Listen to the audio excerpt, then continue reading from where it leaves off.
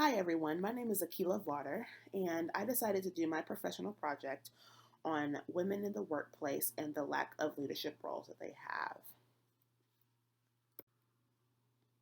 This paper discusses the lack of women leadership roles and how they affect the workplace. Thorough research and observation of leadership within different companies has given answers as to why women are being overlooked for leadership positions in the workplace. Of all the eligible applicants, how many women are considered for leadership roles? Was training and development being properly executed for women to gain equal opportunity to apply for leadership jobs? How does a woman's leadership role affect a company's culture and environment?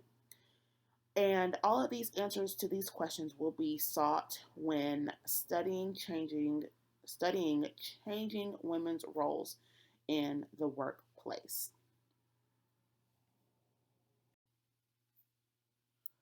This topic directly relates to my profession and NPS concentration because I want training and development to improve the way leadership skills can help women and how training and development affects women in the workplace.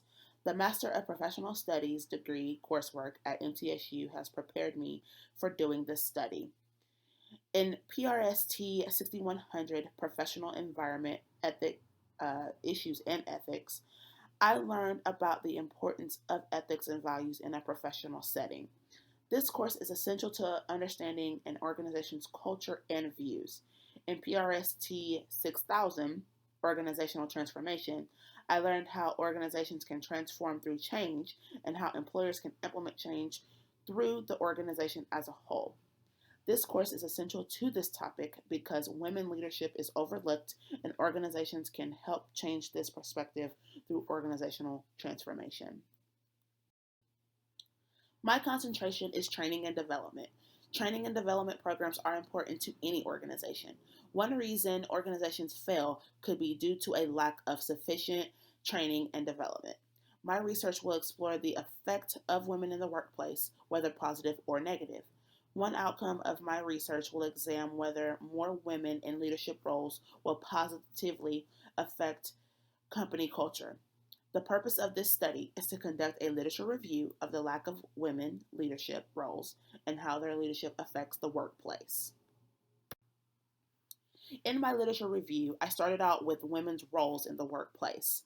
Women only make up about 5% of Fortune 500 CEOs, 7% of top executives in the Fortune 100 companies, and 10% of the top management positions in S&P 1500 companies.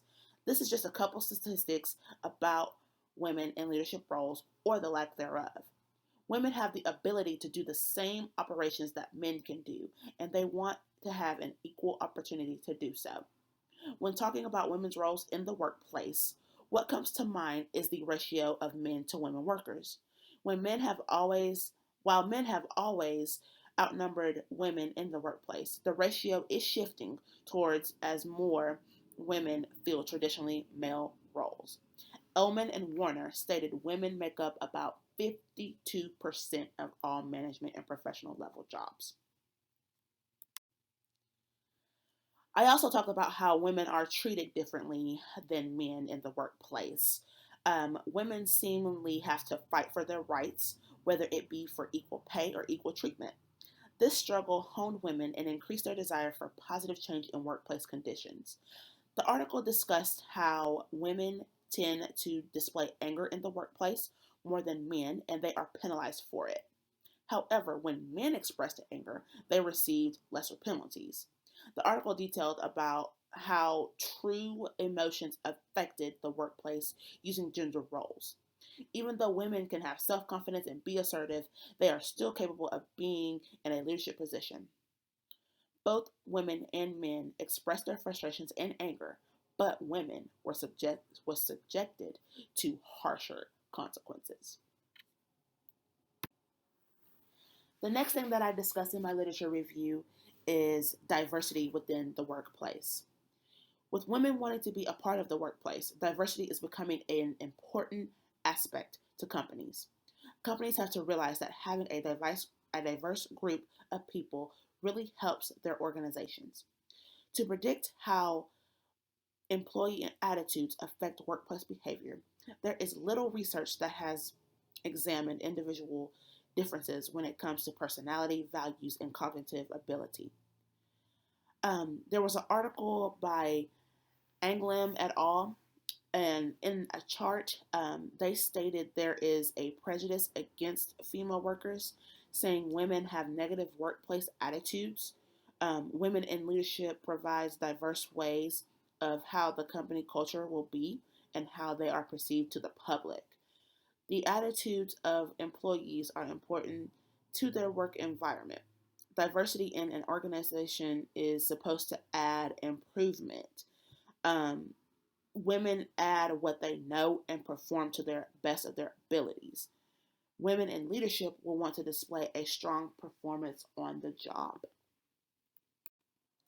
Continuing with diversity in the workplace, it has been discussed how men in leadership positions show support to women in the workplace. Because men make up majority of organizational leadership, the involvement of women's leadership is imperative. It has been said that most men are quiet about women wanting to be in leadership roles. Males are dominant when it comes to being put into these leadership roles, making it harder for women who want to be in higher leadership jobs. Um, an article by Madsen et al. They discussed and stated that allyship between men and women in the workplace can have a positive impact. And I absolutely agree. I talked about training and development in my literature review. Because organizations have designed their training to be male centered, it is up to organizations to come up with training and development catered to women. When there is proper training and development, women can have the same opportunity for leadership roles as their male counterparts. UNWomen.org suggests training for gender equality. This is an effective way because training is a tool that can develop skills and learning for both men and women, but specifically for women wanting to pursue leadership positions. There needs to be training and development programs set up for women to succeed in leadership in the future. There are some programs out there that have already started to create programs for women who want to be in leadership roles. The American Management Association, AMA, has a leadership development program for women. It is comprised of courses that women can take, and they also offer a membership. The AMA encourages organizations to invest in women leaders for organizational success and career advancement with their courses that can be taken via live, online, or in person.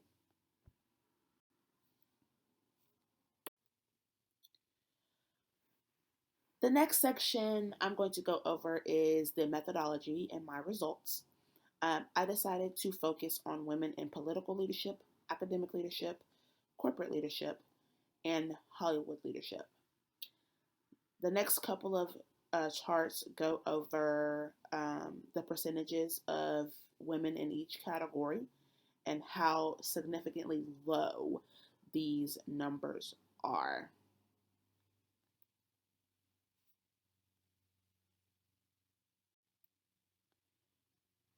And this is the chart for women in corporate leadership and Hollywood leadership, broken down into categories. And as you can see, still the percentages are low for women in these roles.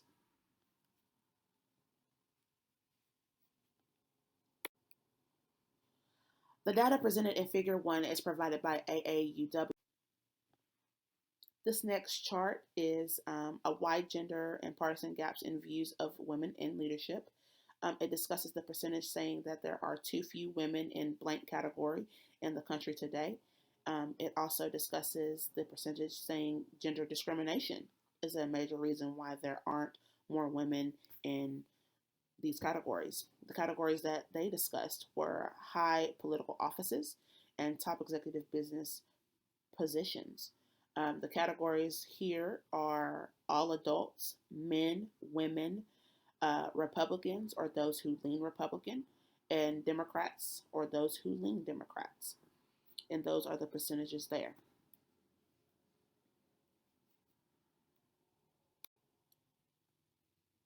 I go into great detail about that chart that I just presented to you all. Um, what I gather in the charts presented in the figure is that 59% of all adults say that there are too few women in high political offices and in top executive business positions. 48% of men say there are too few women in both categories. 69% of women say that there are too few women in the high political offices, while 70% of women say that there are few women in top executive positions. As you can see with that, you can tell that women have higher percentages there because they are the ones that are wanting to see more women in those categories.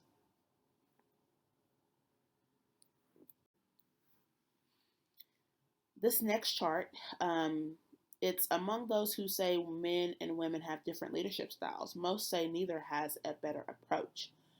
Um, when it comes to leadership styles, they ask people um, which gender generally has the better approach when it comes to leading a group.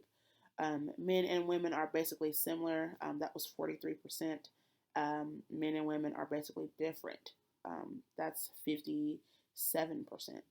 Um, of that 57%, it is broken down into women generally have a better approach, men have a better approach, or neither is better.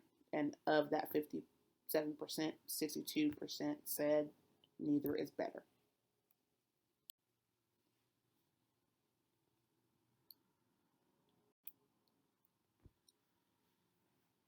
The first leadership category that I discussed is women in political leadership.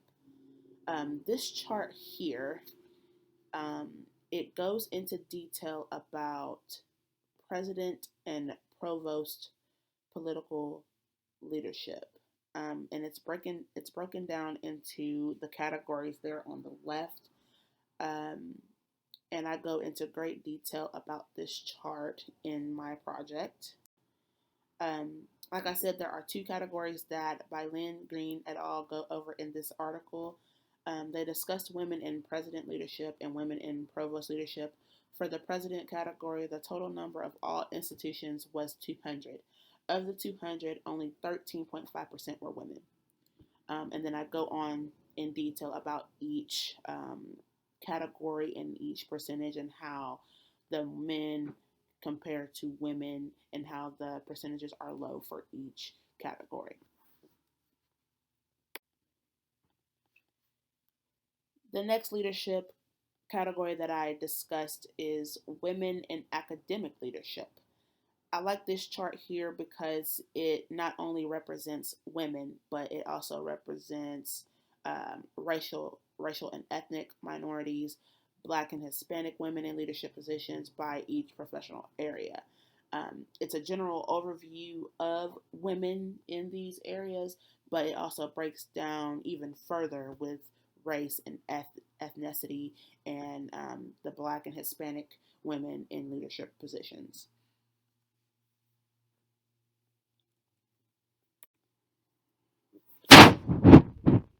Women in leadership positions by professional area.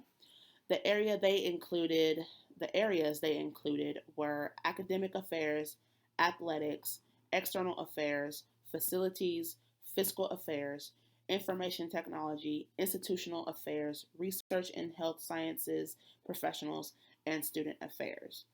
Looking back on that chart, still the percentages are very, very low.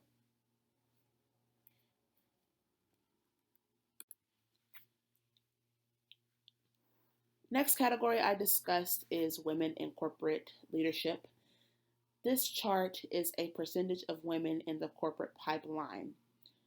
It's broken down with the entry level, manager, senior manager or director, vice president, senior vice president, and C suite. As you can see, um, men are represented in orange, women are represented by that purplish bluish indigo color there. And they even broke it down further with women of color, white women, and white men. Um, the whole men category as a whole is significantly higher than the whole entire women category, both women of color and and women of white women, um, which is no surprise to anyone.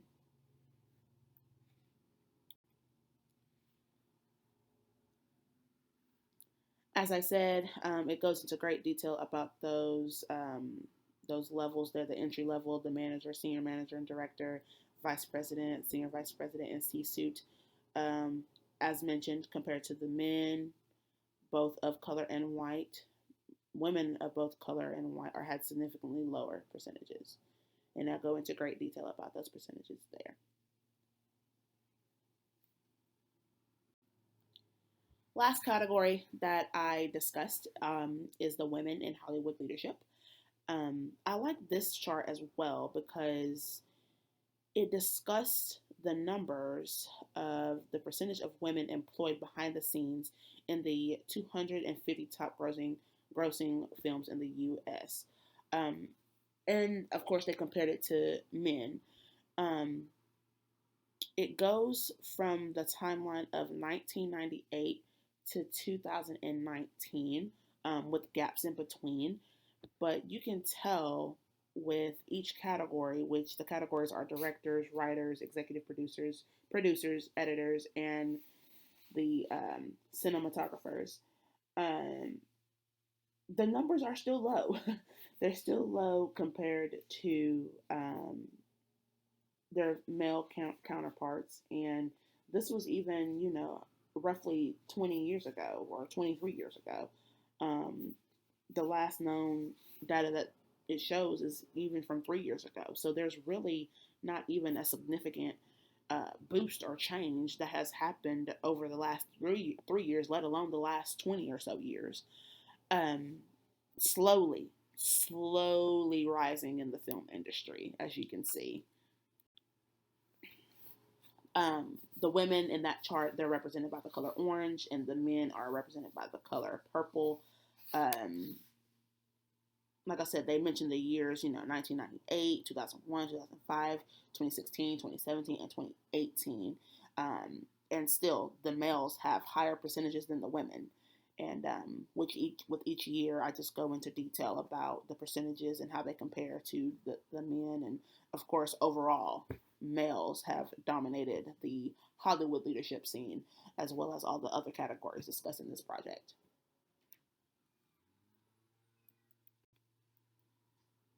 To close out my project, I decided to discuss feasible changes that could help women in leadership or the lack of women in leadership roles.